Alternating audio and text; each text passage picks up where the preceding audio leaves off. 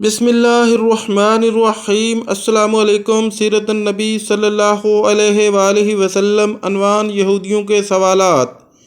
پچھلی قسط سے شروع۔ جو ہی حضرت بلال رضی اللہ تعالیٰ عنہ کی اذان گونجی اور حضرت عمر رضی اللہ تعالیٰ عنہ کے کانوں میں یہ الفاظ پڑے، وہ جلدی سے چادر سنبھالتے ہوئے اٹھے اور تیز تیز چلتے مسجد نبوی میں پہنچے۔ مسجد میں پہنچ کر انہیں حضرت عبداللہ بن زید رضی اللہ تعالیٰ عنہ کے خواب کے بارے میں معلوم ہوا تو انہوں نے عرض کیا: اے اللہ کے رسول، اس ذات کی قسم جس نے آپ کو حق دے کر بھیجا ہے، میں نے بھی بالکل یہی خواب دیکھا ہے۔ حضرت عمر رضی اللہ تعالیٰ عنہ کی زبانی خواب کی تصدیق سن کر آپ صلی اللہ علیہ وآلہ وسلم نے ارشاد فرمایا: اللہ کا شکر ہے، اب پانچوں وقت کی نمازوں کے لیے حضرت بلال رضی اللہ تعالیٰ عنہ اذان دیتے۔ ان 5 نمازوں کے علاوہ کسی بھی موقع پر لوگوں کو جمع کرنا ہوتا، مثلاً سورج گرہن اور چاند گرہن ہو جاتا یا بارش طلب کرنے کے لیے نماز پڑھانا ہوتی، تو وہ الصلاۃ جامعہ کہہ کر اعلان کرتے تھے۔ اس طرح نبی اکرم صلی اللہ علیہ وآلہ وسلم کے زمانے تک حضرت بلال رضی اللہ تعالیٰ عنہ مؤذن رہے۔ ان کی غیر موجودگی میں حضرت عبداللہ بن مکتوم رضی اللہ تعالیٰ عنہ اذان دیتے تھے۔ حضرت صلی اللہ علیہ وآلہ وسلم کے ظہور سے پہلے مدینہ منورہ کے یہودی قبیلہ اوس اور قبیلہ خزارج کے لوگوں سے یہ کہا کرتے تھے: بہت جلد ایک نبی ظاہر ہوں گے، ان کی ایسی ایسی صفات ہوں گی، یعنی حضور صلی اللہ علیہ وآلہ وسلم کی نشانیاں بیان کرتے تھے۔ ہم ان کے ساتھ مل کر تم لوگوں کا سابقہ قوموں کی طرح تہس نہس کر دیں گے۔ جس طرح قوم عاد اور قوم سمود کو تباہ کیا گیا، ہم بھی تم لوگوں کو اس طرح تباہ کر دیں گے۔ جب نبی پاک صلی اللہ علیہ وآلہ وسلم کا ظہور مبارک ہو گیا تو یہی یہود حضور پاک صلی اللہ علیہ وآلہ وسلم کے خلاف ہو گئے اور سازشیں کرنے لگے۔ جب اوس اور خزارج کے لوگ اسلام کے دامن میں آ گئے تو بعض صحابہ نے ان یہودیوں سے کہا: اے یہودیو، تم تو ہم سے کہا کرتے تھے کہ ایک نبی ظاہر ہونے والے ہیں، ان کی ایسی ایسی صفات ہوں گی، ہم ان پر ایمان لا کر تم لوگوں کو تباہ و برباد کر دیں گے۔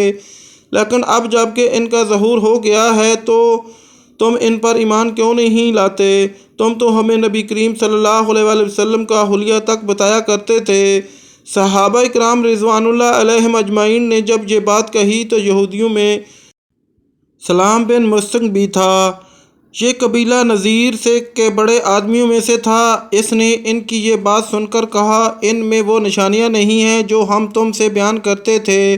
اس پر اللہ تعالیٰ نے سورۃ بقرہ کی آیات نمبر 89 نازل فرمائی۔ ترجمہ: اور جب انہیں کتاب یہ پہنچی، یعنی قرآن، جو اللہ تعالیٰ کی طرف سے ہے اور اس کی بھی تصدیق کرنے والی ہے جو پہلے سے ان کے پاس ہے، یعنی تورات، حالانکہ اس سے پہلے وہ خود اس نبی کے وسیلے سے کفار کے خلاف اللہ سے مدد طلب کرتے تھے، پھر وہ چیز آپ پہنچی جس کو وہ خود جانتے پہچانتے تھے، یعنی حضور صلی اللہ علیہ وآلہ وسلم کی نبوت، تو اس کا صاف انکار کر بیٹھے۔ بس اللہ کی مار ہو ایسے کافروں پر۔ اس بارے میں ایک روایات میں ہے کہ ایک رات حضور نبی کریم صلی اللہ علیہ وآلہ وسلم نے یہودیوں کے ایک بڑے سردار مالک بن سیف سے فرمایا: میں تمہیں اس ذات کی قسم دے کر پوچھتا ہوں کہ جس نے موسیٰ علیہ السلام پر تورات نازل فرمائی، کیا تورات میں یہ بات موجود ہے کہ اللہ تعالیٰ موٹے تازے جبر یعنی یہودی راہب سے نفرت کرتا ہے، کیونکہ تم بھی ایسے ہی موٹے تازے ہو؟ تم وہ مال کھا کھا کر موٹے ہوئے جو تمہیں یہودی لا لا کر دیتے ہیں۔ یہ بات سن کر مالک بن سیف بگڑ گیا اور بول اٹھا: اللہ تعالیٰ نے کسی بھی انسان پر کوئی چیز نہیں اتاری، گویا اس طرح اس نے خود حضرت موسیٰ علیہ السلام پر نازل ہونے والی کتاب تورات کا بھی انکار کر دیا، اور ایسا صرف جھنجھلاہٹ کی وجہ سے کیا۔ دوسرے یہودی اس پر بگڑے۔ انہوں نے اس سے کہا: یہ ہم نے تمہارے بارے میں کیا سنا ہے؟ جواب میں اس نے کہا: محمد نے مجھے غصہ دلایا تھا، بس میں نے غصے میں یہ بات کہہ دی۔ یہودیوں نے اس بات کو معاف نہ کیا اور اسے سرداری سے ہٹا دیا۔ اس کی جگہ کعب بن اشرف کو اپنا سردار مقرر کیا۔ اب یہودیوں نے حضور اکرم صلی اللہ علیہ وآلہ وسلم کو تنگ کرنا شروع کر دیا۔ ایسے سوالات پوچھنے کی کوشش کرنے لگے جن کے جوابات ان کے خیال میں آپ صلی اللہ علیہ وآلہ وسلم نہ دے سکیں گے۔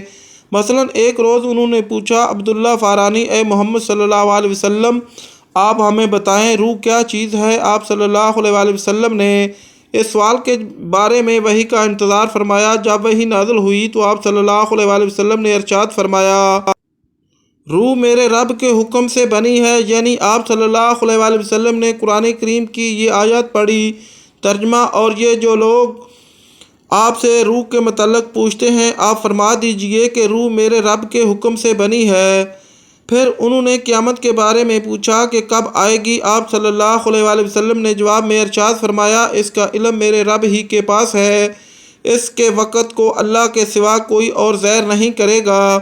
اس طرح دو یہودی آپ صلی اللہ علیہ وآلہ وسلم کے پاس آئے اور پوچھا، آپ بتائیے اللہ تعالیٰ نے موسیٰ علیہ السلام کی قوم کو کن باتوں کی تاکید فرمائی تھی؟ جواب میں آپ صلی اللہ علیہ وآلہ وسلم نے ارشاد فرمایا، یہ کہ اللہ کے ساتھ کسی کو شریک نہ ٹھہراؤ، بدکاری نہ کرو اور حق کے سوا یعنی شرعی قوانین کے سوا کسی ایسے شخص کی جان نہ لو جس کو اللہ تعالیٰ نے تم پر حرام کیا ہے، چوری مت کرو، سحر اور جادو ٹونا کر کے کسی کو نقصان نہ پہنچاؤ، کسی بادشاہ اور حاکم کے پاس کسی کی چغل خوری نہ کرو، سود کا مال نہ کھاؤ، گھروں میں بیٹھنے والی پاک دامن عورتوں پر بہتان نہ باندھو، اور اے یہودیوں تم پر خاص طور پر یہ بات لازم ہے کہ ہفتے کے دن کسی پر زیادتی نہ کرو، اس لیے کہ یہ یہودیوں کا متبرک دن ہے۔ یہ 9 ہدایات سن کر دونوں یہودی بولے، ہم گواہی دیتے ہیں کہ آپ صلی اللہ علیہ وآلہ وسلم نبی ہیں۔ اس پر آپ صلی اللہ علیہ وآلہ وسلم نے ارشاد فرمایا، تب پھر تم مسلمان کیوں نہیں ہو جاتے؟ انہوں نے جواب دیا، ہمیں ڈر ہے اگر ہم مسلمان ہو گئے تو یہودی ہمیں قتل کر ڈالیں گے۔ 2 یہودی اعلی ملک شام میں رہتے تھے، انہیں ابھی نبی کریم صلی اللہ علیہ وآلہ وسلم کے ظہور کی خبر نہیں ہوئی تھی۔ دونوں ایک مرتبہ مدینہ منورہ آئے، مدینہ منورہ کو دیکھ کر ایک دوسرے سے کہنے لگے، یہ شہر اس نبی کے شہر سے کتنا ملتا جلتا ہے جو آخری زمانے میں ظاہر ہونے والے ہیں۔ اس کے کچھ دیر کے بعد انہیں پتہ چلا کہ حضرت صلی اللہ علیہ وآلہ وسلم کا ظہور ہو چکا ہے اور آپ صلی اللہ علیہ وآلہ وسلم مکہ معظمہ سے ہجرت کر کے اس شہر مدینہ منورہ میں آ چکے ہیں۔ یہ خبر ملنے پر دونوں آپ صلی اللہ علیہ وآلہ وسلم کی خدمت میں حاضر ہوئے۔ انہوں نے کہا، ہم آپ سے ایک سوال پوچھنا چاہتے ہیں، اگر آپ نے جواب دے دیا تو ہم آپ پر ایمان لے آئیں گے۔ آپ صلی اللہ علیہ وآلہ وسلم نے ارشاد فرمایا، پوچھو، کیا پوچھنا چاہتے ہو؟ انہوں نے کہا، ہمیں اللہ کی کتاب میں سب سے بڑی گواہی اور شہادت کے متعلق بتائیے۔ ان کے سوال پر سورۃ آل عمران کی آیت 19 نازل ہوئی۔ آپ صلی اللہ علیہ وآلہ وسلم نے وہ ان کے سامنے تلاوت فرمائی۔ ترجمہ: اللہ نے اس کی گواہی دی ہے کہ سوائے اس کی ذات کے کوئی معبود ہونے کے لائق نہیں، اور فرشتوں نے بھی اور اہل علم نے بھی گواہی دی ہے، اور وہ اس شان کے مالک ہیں کہ اعتدال کے ساتھ انتظام کو قائم رکھنے والے ہیں۔ ان کے سوا کوئی معبود ہونے کے لائق نہیں، وہ زبردست ہیں، حکمت والے ہیں۔ بلا شبہ دین حق اور مقبول اللہ تعالیٰ کے نزدیک صرف اسلام ہے۔ یہ آیات سن کر دونوں یہودی اسلام لے آئے۔ اس طرح یہودیوں کے ایک بہت بڑے عالم تھے، ان کا نام حسین بن سلام تھا۔ یہ حضرت یوسف علیہ السلام کی اولاد میں سے تھے۔ ان کا تعلق قبیلہ بنی سے تھا۔ جس روز آپ صلی اللہ علیہ وآلہ وسلم ہجرت کر کے حضرت ابو ایوب انصاری رضی اللہ تعالیٰ عنہ کے گھر میں رہائش پذیر ہوئے، یہ اسی روز آپ صلی اللہ علیہ وآلہ وسلم کی خدمت میں حاضر ہوئے۔ جو ہی انہوں نے آپ صلی اللہ علیہ وآلہ وسلم کا چہرہ مبارک دیکھا، فوراً سمجھ گئے کہ یہ چہرہ کسی جھوٹے کا نہیں ہو سکتا۔ پھر جب انہوں نے آپ صلی اللہ علیہ وآلہ وسلم کا کلام سنا تو فوراً پکار اٹھے، میں گواہی دیتا ہوں کہ آپ سچے ہیں اور سچائی لے کر آئے ہیں۔ پھر ان کا اسلامی نام آپ صلی اللہ علیہ وآلہ وسلم عبداللہ بن سلام رکھا۔ اسلام قبول کرنے کے بعد یہ اپنے گھر گئے، اپنے اسلام لانے کی تفصیل گھر والوں کو سنائی تو وہ بھی اسلام لے آئے۔ باقی انشاءاللہ اگلی قسط میں۔ ناظرین، اگر ہماری ویڈیو اچھی لگے تو ہمارے چینل کو سبسکرائب کریں، لائک کریں، شیئر کریں اور اللہ تعالیٰ کے کسی ایک نام کے ساتھ کمنٹ ضرور کریں۔ شکریہ۔